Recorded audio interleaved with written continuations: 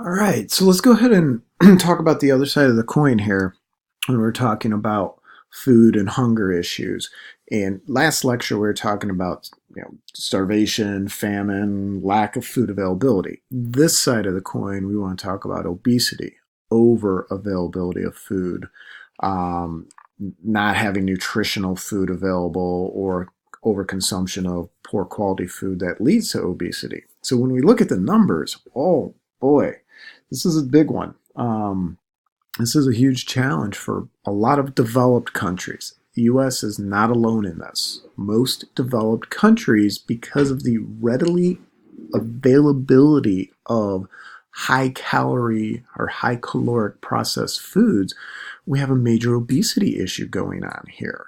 All right, so the thing to think about and what we want to look at is what is considered obese and how is this classified. And I'm not trying to downplay the health issues of overweight individuals, but what we're using is a thing called the BMI, Body Mass Index Calculator, to determine if somebody is obese or overweight, etc. So the way it works is you figure out your weight in kilograms, divide it by your height in meters squared, and that gives you a number. And if you're less than 18, you're considered underweight. Or 18 and a half. If you're between 18 and a half to about 24.9, 25, you're considered normal weight. 25 to 30, overweight. 30 to 35, considered obese. And 35 and above is extremely obese. All right, let me pause. I'm going to open up how to calculate your BMI. I'm going to go to that website. You guys can hit the hyperlink, takes you out there, and then let's see if this is really accurate. Not, again, downplaying the health issues we have in our society, but we do want to take it with a little bit of a, as I say, grain of salt when we consider calculating BMI. So let me get this link opened up. Hold on. Okay, so this is what the link should have taken you out to, the Mayo Clinic. Now, there's probably 101 of these out there. If you're going to calculate BMI, I would encourage you to use a BMI calculator associated with a medical community. Mayo Clinic's one of the top clinics in the country. I would just use Bob's BMI index calculator online. Don't know if he's taken into consideration all the different factors. All right, but here's how we do it. I want to figure out adult BMI. Pick your gender. Go. Pick your height. I'm just going to make up some numbers here. Let's say somebody is 5 feet, 10 inches tall, they weigh 210 pounds, and they have a waist circumference. So measure around your waist. A waist circumference of, let's go with 36 inches for this person. They wear a 36-inch belt. And they're going to go, oh, your BMI is 30.1. That puts you at obese. So you go, okay, here's some suggestions what you should be doing. Setting goals, getting some exercise, changing maybe some eating habits, things like that. Maybe I want to recalculate this. Let's go back to that same male. They're still 5'10". They started working out a lot. They've been going to the gym. They spent a couple months. They've only lost 5 pounds, but they gained a lot of muscle. And that waist size went down. Instead of 36, maybe they're down to a 33. Oh, wait, you're still obese. Okay, so again, this is where this calculator gives you a general idea, but I would not rely completely on a calculator to determine if you're obese or not, simply because it doesn't take into consideration body type, muscle mass, a lot of those other important factors. This gives us a starting point in the conversation. You can look at why BMI is important, why we should worry about this, why waist size is important, how that gives us some information to figure out what's going on there. So again, you think about this. 5'10", person's got a lot of muscle. Here's a football player, 215 pounds, but they have a waist size of 31. Oh, and it's still calling them obese. Okay? So again, that's why I'd go take this with a grain of salt before anybody gets crazy worried about this and says, oh my gosh, I'm technically classified as obese or whatever the BMI calculator may classify you as. All right, so let me pause. I'm going to jump back to regular lecture, but do it out of curiosity. See what it says for yourselves. Big thing I want you to think about though is, do you feel healthy? Do you have good aerobic capacity? If you walk up the stairs and you get winded, well, then maybe we want to think about trying to lose a little bit of weight or just get a little healthier here. But I wouldn't let this be your sole guiding factor in your overall health. Okay, so depression set in, and while I was pausing, I actually went and ate a bunch of cookies and ice cream, but seriously, use this as a general guideline, all right? So now when we talk about the status of the country and what's going on in the US, we do have a serious health problem. So this is why the government comes up with things like the food plate, is to try to educate people on how to eat healthier, how to be healthier by choosing better when we're sitting down at the dinner table or we're out at a restaurant or we're running through that drive-through. Can we make healthy choices? You know, the big challenge when we're talking about this stuff is that we just don't often make healthy choices. Let me get a box going here. So a big reason for a lot of our health issues when we talk about BMI and overall health of our population comes from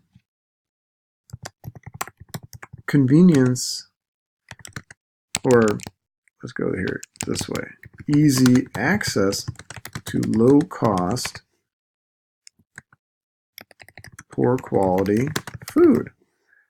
I'm right there with everybody else, guilty as charged when, hey, I'm swinging through McDonald's and hitting that dollar menu because it's cheap and I can get 2 hamburgers and fries and all that because it's cheap. And that is one of the big problems, is we focus often on cost, not quality. And there's a lot of programs available that the government funds to produce cheap foods that are often low quality. These are often high calorie foods that, wow, there's massive calories in this stuff you're getting in the drive-through, and it's not healthy and it's not good for you, but it's cheap. You know, it's sad when you can go to the grocery store and buy like 3 boxes of macaroni and cheese cheaper than you can buy a couple of apples. What do people who don't have resources, or people who are struggling financially, going to do? They're going for quantity, not quality. So there's this lack of access to fresh foods, vegetables, fruits.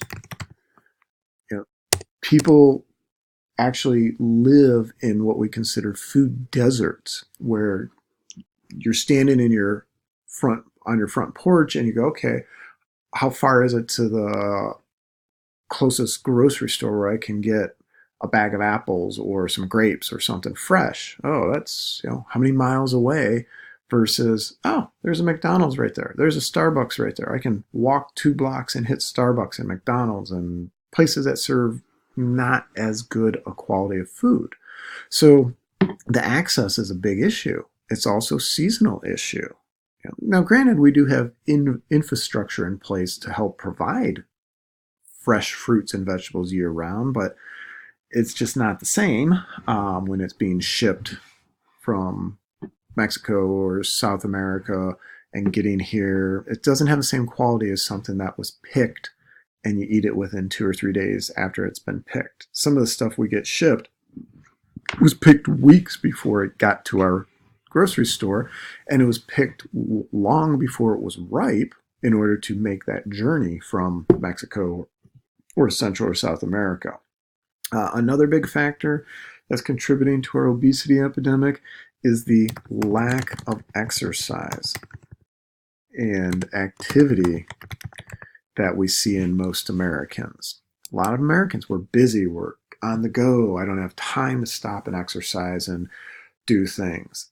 It's a big factor. It's just a big part of it. Calories in, calories out. We bring in a lot of calories, but we don't expend or burn those calories, and that contributes to weight gain. So things we want to think about when we're talking about food issues and the human population. Now, there are sadly lots of people that have food, but they're malnourished.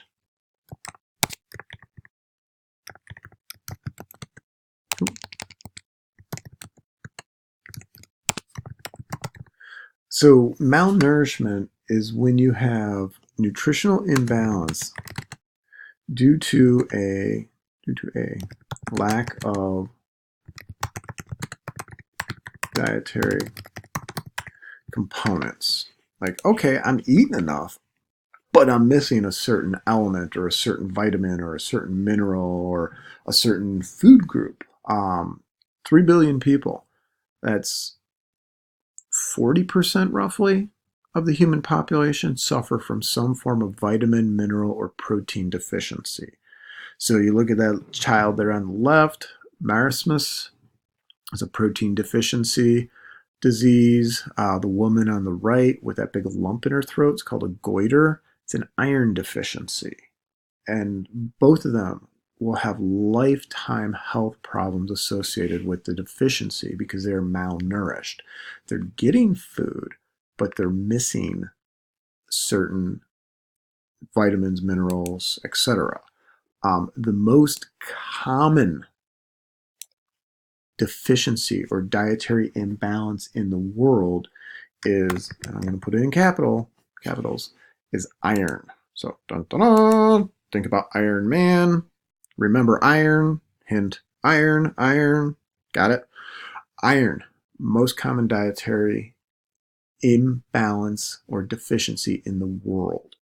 This leads to anemia, leads to huge health problems, insufficient hemoglobin in the blood. You don't have hemoglobin, you can't carry oxygen, you don't have oxygen. If this is during development when you're a child, you have reduced physical and cognitive development, child mortality. As an adult, if you're anemic, I'm tired, I just can't stay awake, I just don't have energy. If this is you, we're all a lot of times like that because we burn the candle at both ends and we're doing too much.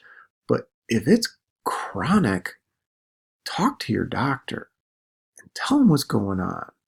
Get some rest. If the rest doesn't fix it, if you're still exhausted after backing off, taking some time off and recovering, check your iron levels. Are you getting enough iron in your diet? And is that contributing to this? It's crazy to think. And we have plenty of people in the US who have anemia. They don't have enough iron in their diet. And it could be their dietary issues. It could be a metabolic processing issue. There's a lot of factors behind this. But look into it and check it out. Say, okay, is this a health issue I should be paying attention to?